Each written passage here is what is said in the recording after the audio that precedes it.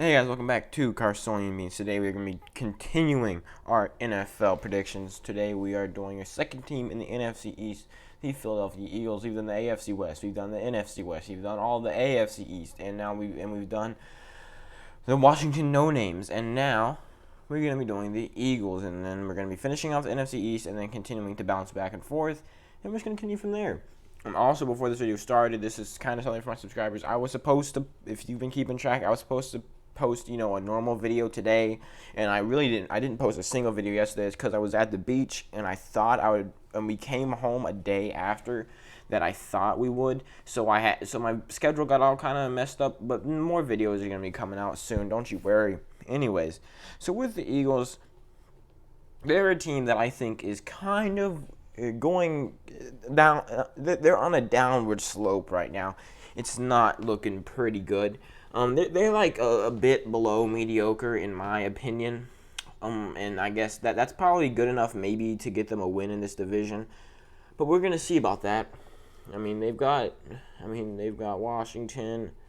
Really, all these four teams are really on the same level in my opinion right now. Maybe Dallas is a bit above the rest of them. I don't know. Possibly Philly. Anyway, so in week 1, Washington is going to be at home in a home opener, much better than they were last year. And you saw how with Case Keenum, the Eagles had to come back against them from multiple touchdowns down, from over 10 points down, and they still barely won.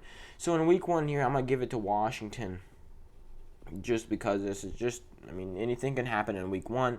And then week 2, going up against the Rams. The Rams, they're going to have a pretty good offense this season. I feel like that they're definitely going to be better than a lot of people expect. And I think that they can pull off a win here in week 2. Again, now 0-2, but up against Cincinnati. This is a relatively thrown together team. They weren't very good last year, but now they've got Joe Burrow, and I think this could be a close game, but I'm still going to give it to Philly, just because I feel like they're more superior. And then in week 4, going up against the 49ers, I feel like the 49ers, their offense they're going to take a step back from last year, but maybe it's like a half a step back, maybe not even that. But that's still not good enough to get them below or anywhere near being below Philadelphia. So I'm going to give this one to the 49ers. You can kind of see where this video is going. I'm sure they'll get better, though. I hope. Or I don't hope. Anyways, in week 5, up against Pittsburgh, here they are. This is interesting because Big Ben is basically a broken old man. They do have talent on that team, though, but I'm going to have to give it to Philly here, just because I feel like Philadelphia does have a lot of talent on that roster. And, they've got a pretty solid front 7, Philadelphia. So I feel like if Big Ben is as bad as I think he's going to be, I feel like they can probably shut them down and possibly even take over this game. So I really do like the matchup for Philadelphia here. In week 6, I'm sorry, but this is no question here. 2-4, going up against the Giants. This is another team I really don't see y'all losing here. They definitely have a possibility of getting better. They're definitely coming out of a rebuild, getting ready to get better. But as of right now, I don't think that they can take on the Eagles and come close to winning. Week 8, this could be a pretty close game. I'll probably just have them split with Dallas, and since they're at home, I'll give them this one. So they go into their bye week. They're 4-4. They had a rough start, but now they're looking. That's not me, by the way. They have a pretty solid bye week. They're 4-4. They still have a chance to make the playoffs here. They still have a chance to go 12-4. And I feel like they can probably easily sweep the Giants. Now they're 5-4. They have a winning record again. And I'm sorry, but this is a very close game. But the Browns have a ton of talent on that offense. If Baker Mayfield, if a lot of their problem last year was the play calling, and Kitchens is now out of there. They have a new head coach, and I feel like that they can get the win here. Seattle's kind of along the same lines of San Francisco, but they have an amazing offense, and I feel like there's no way that Philadelphia's going to shut that down. A tough couple of games here, and I don't feel like they can win either of these. 5-8 going up against Arizona. This is a very good game. These two teams should definitely be around the same spot. So Arizona's at home. Their offense is young, getting better. Philadelphia is slightly getting worse. I'm gonna hand this one to the Cardinals. I already said that I had Dallas splitting way back here. So yeah, and then I feel like at the end of the season, they come back and they split with Washington to go 6-10, and yeah, that's a lot worse than people think. I'm not a big believer in Carson Wentz. I'm not. He's okay when he's healthy, and I'm not saying he's not going to be. But also, I'm just saying I don't think that he's good enough to carry this team. So 6-10 is where I have them at now. Let's do their worst case scenario. This is as bad as it can get. They can lose to Pittsburgh. They can be swept by Dallas. And yeah, I'm gonna give them 4-12 is about as bad as it can get. That's as far down as I'm going to put them.